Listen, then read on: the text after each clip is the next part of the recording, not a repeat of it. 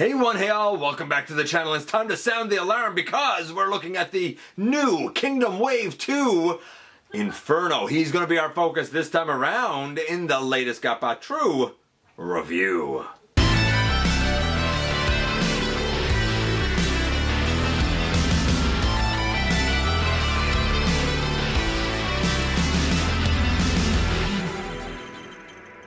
Hey one, hey all, welcome back to the channel. I'm your host, your most humble of hosts, Dennis Moulton, aka GotBot. As always, man, please like, comment, share, of course, subscribe, and while you're at it, light them up, baby.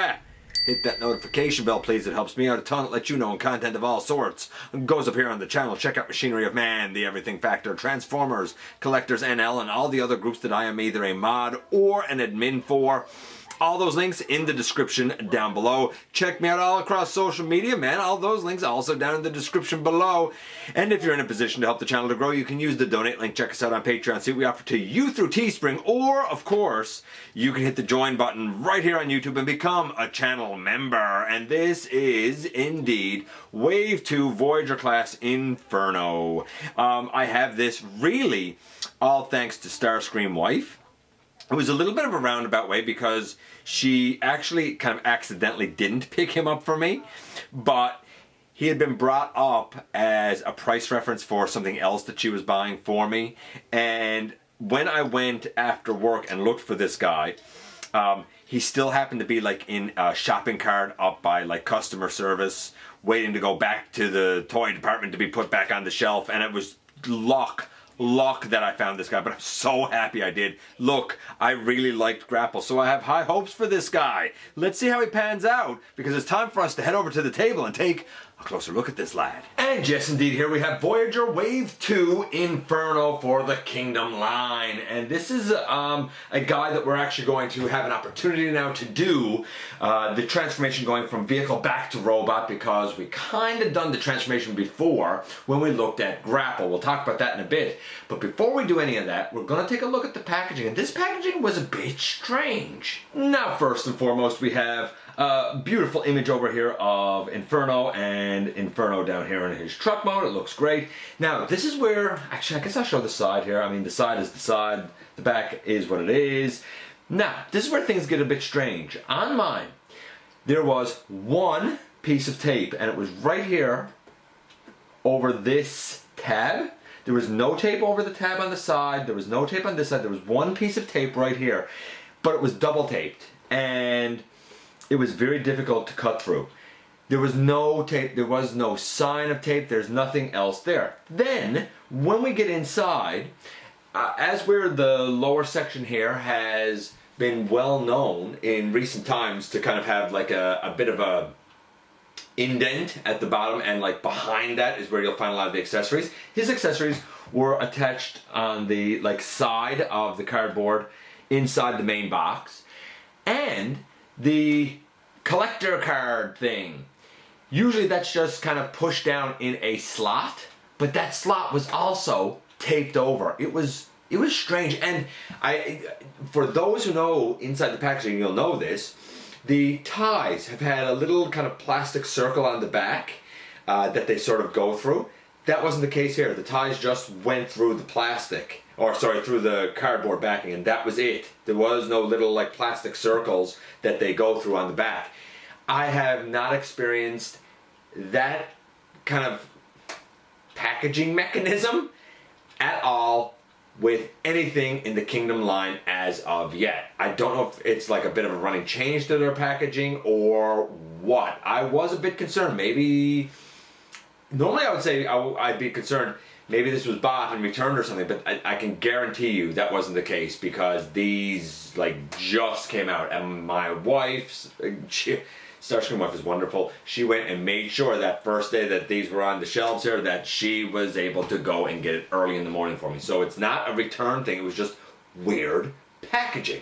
Big, bold, beautiful Kingdom instructions. I really like the look of these. Our card this time around is once again Optimus Prime. So far I have a ton of Optimus Primes and I think one Arc, and I think that's it. I always get Optimus Prime. When you peel this one back, it's just Optimus again. Some of them have Optimus inside, some of them have Dead Prime inside. And here we have Inferno in his fire engine mode, and man, like, I love this. Of course, his blaster goes on the side. We have his hand, I'm gonna call it blaster, that goes up here. His hose, maybe? His hand hose? Up on the side. And then we have another piece up here that's supposed to be definitely another hose. This whole piece, much like with Grapple, it can move all around. It can extend out and go up and down on a ratchet, if that's what you want. He rolls pretty well. I mean, you know, his tires roll fine. I don't have any issue with them. He is a functional fire engine. Now, to be fair, I looked at Grapple back in episode 669. And I said then that I thought that Grapple was going to be an overlooked diamond in the rough. A lot of people had issues with the pegs. I don't know why. I know that they broke off for a lot of people, and that's a shame. Either you could make the holes back here a little bigger, or you could sand down the pegs a little bit, or you could do like I did and kind of just push the peg in and pull the peg out a whole bunch of times to sort of loosen things up a little bit. Mine has worked fine, and I've transformed him often. I thought that the transformation was familiar to the G1, but enough moving parts were incorporated and involved that I thought it was great, and I think the colors are great. I thought that Grapple was great, and guess what? I have high hopes for Inferno as well. Speaking of Inferno, you may have noticed that I'm calling this kind of part 3, Inferno part 3. Here's why. Because in episode 420, taking this guy out of it, in episode 420, I looked at this Inferno, who admittedly is bigger. I mean, man, how Voyager has changed, right? And this was a great Inferno, though admittedly stylized. It's still a great mold, though, like I said, admittedly stylized. In part 2 of looking at Inferno, I looked at the, I'll call it Combiner Wars Power of the Primes, I guess, version of Inferno, which is that Onslaught mold. It's a great mold. As a matter of fact, I took that Inferno mold and I customized it to become Jaguar for Lio Kaiser. So it's a great mold too, but again, super duper stylized, and I really think that it would have benefited from using the Onslaught version of the mold rather than the Hotspot version of the mold, taking that out of it. Neither of them, as good as they are in episode 420 and 421, neither of them can touch the accuracy of this guy. He is tremendous. We'll do the scores when we get him in robot mode. And I guess the only thing left to do is to get him in robot mode. Oh, actually, before we do that, just at interest sake, everybody has seen this guy compared with the Siege version of Red Alert. And a couple people asked me, what about the classics? Like, I like that Earth mode. What about the classics? I mean, there's your classics with them. You know, a bit big, maybe, you know. But I think we all know that the scale of the truck here is what is compromised for the sake of the scale of the robot. Here's the caveat that I'm going to give right now, because I can almost tell you, unless something surprises me now, I can almost tell you this guy's going to score quite well. But if you really want the truck to scale better, if your thing is the vehicle scaling more than the robot scaling, then honestly, I would go back to that Classics Universe one, because that has the best scale truck, hands down, bar none. And it's still a great version of Inferno. Okay, so the transformation, we're going to take this off the side, and I'll note that this whole peg section here has been remolded because, I guess, of the kind of complaints that were levied against Grapple. With Grapple, the pegs were kind of out to the side. Now there's more plastic built around them, and the pegs themselves are shorter than they were. So I think there's less of a chance of breakage, to be honest with you. And I do find that the pegs peg in the, I guess, holes on the feet of this guy a lot easier. So we'll begin, and we will pick that up. We'll get that up. Why not? We're going to take the arms here, and we're going to pick them up because they're also on little pegs. And we're going to flip the arms all the way out to the side. Dandy. Then we're going to fold the body forward, very G1-esque. We're going to fold the feet up and fold the feet up. And then this whole armature here will, in a moment, kind of collapse up into here. But before we do that, we're going to turn that back piece around and bring it down. We're going to flip the head out. So far, like I said, everything very G1-esque. And we're going to bring that all the way up, fold that all the way down, accordion that in. Solidify it, and we're going to push the head down, and then, turn this around and bring it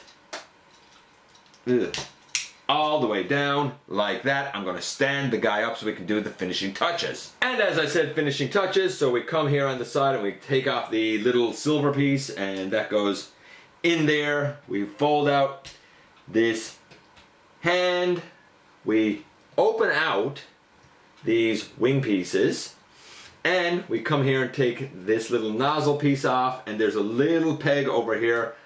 We put that nozzle piece on there up by his head, and we rotate down the hose on his leg, and we rotate down the hose on his leg. And I guess if you want, you can take the blaster and you put it in his hand, or if you don't want it in his hand, you can, if it'll do it, store it back right there on the side. Beautiful. And in the end, here we have Inferno in his fantastic robot mode. And this is really, really true to accuracy. About the only thing that I can really levy against this is that I don't know what you call them, the little cylinders here above his tires that are black, they should be gray or silver, like the hose and like the shoulder pylon things and like the little circles on his arms. Speaking of the circles on his arms, they're up on the shoulder. By rights, they should be on the bicep. But you know what? I'll give it a pass for what it is and for where the molding is. This guy works great with all of the, like, you know, weaponizer, fossilizer gimmicks with holes on the shoulder and on the forearm and down on the leg if you want to take the hose off. Down on his feet. I mean, the guy's covered in them, right? In terms of looks for the guy, 9.5, easy a 9.5. In terms of transformation, I think it's brilliant.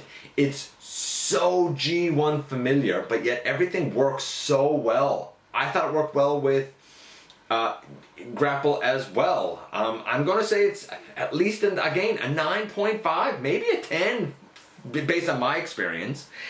And then we get to the articulation. For the articulation, the head goes left, it goes right. It can't really go up or down. That's a slight shame. The arms, they can go all the way around. They can go out. A lot of people were worried that these pieces were going to keep the arms from being able to go in and out. They don't. We have a little over 90 degrees at the elbow. We have a bicep swivel. Do we have a wrist? No, we don't have a wrist, which is a shame. We have a waist rotation, which is nice. We have legs that can go all the way forward. Legs that can go well back. Thigh swivel. By the way, all the red on the thigh is paint. I think a lot of the red on the main body is also painted. We have 90 degree at the knee. We have foot down and not really up, but we have then a super deep ankle tilt. I wish the head had a little bit more mobility than what it has. I wish we had wrists, but again, it's very good. I'm going to again say 9.5. Overall, the dude is a 9.5. Here he is next to his boy Grapple. Just move him over a little bit. I love both of these. Here's the thing. I really like Grapple as a lad, and I had him, but I didn't have Inferno. And it always bothered me that Grapple had the black head, though some people prefer that. And I always wished that I had Inferno and never did. And while I had the Solar Storm Grapple and that Classics Inferno, this is what I've kind of always been waiting for. By the way, I will also note, while Inferno is a 9.5, in addition to that, he's also a true Voyager. He clocks in at 145 grams of plastic. It's a smaller Voyager, much like Studio Series Scourge is, where I really kind of talked about Voyager a lot there, but you know what? Yeah, he falls in Voyager. It makes perfect sense. The value is there, and we have the added bells and whistles of the paint and the extra accessories and stuff. It is a win. Here he is also with our boy, the good old classics universe Inferno. He's still excellent, really excellent. Here's the thing that's interesting here. If you look at the vehicle mode, this guy definitely has the bigger vehicle mode. But if you look at the robot mode, like, while he's bulkier, they're still about the same height roughly. Like, yeah, this robot mode is still in scale. It still makes kind of perfect sense to me anyway. So yeah, it depends on how badly, I guess, you want an accurate robot mode or how badly you want a well-scaled truck mode. That will kind of be your determining factor as to which Inferno is the Inferno, I think, for you. I don't think the Combiner Wars one is really in the discussion anymore. I think it's really between these two, and it depends on your take. Speaking of which, here they both are with the Generations, Classics, Universe, whatever you want to call it, Inferno. And like, I think a lot of people always thought that like this Inferno scales well with the Classics version of Inferno, and I still think he scales pretty well with the new Kingdom version. Admittedly, the Siege one being smaller will scale better, but for those of us who that wasn't really the Red Alert that landed with us, I still think that this works pretty well. For the record, our boy here, the Generations Red Alert with some custom paint work done on his head to make it red. I looked at way back in episode 93, ages ago. The Siege version, I looked at in episode 585. So yeah, I think that Inferno, the Kingdom Inferno, is indeed an absolute win. I mean, objectively speaking, he has the mass, he has the paint, he has the articulation, and he has the transformation. There's nothing here to dislike. But, again, it's going to depend on what you want him for. Accurate robot, well-scaled vehicle. Who do you think works best with the Red Alert of your choice? Because I think that's who most people will probably pair him with. He's a win, even if he isn't going to be for everybody. And here we are once again. Here he is, and boy, oh boy, color me impressed. Look, for me, it's all about the robot, man. I can put up with the vehicle mode being smaller because I want the super accurate robot. And really, outside of like these canisters being gray or silver, the rest of this guy's pretty darn accurate in that regard.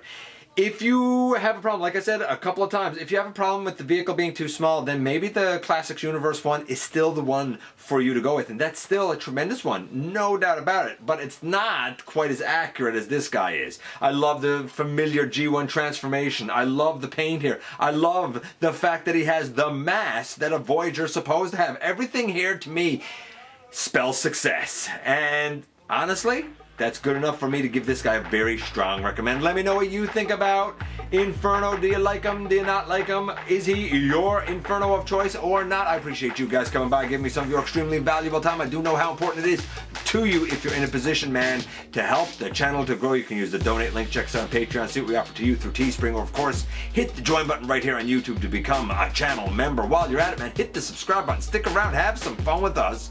We do a lot here on the channel, baby.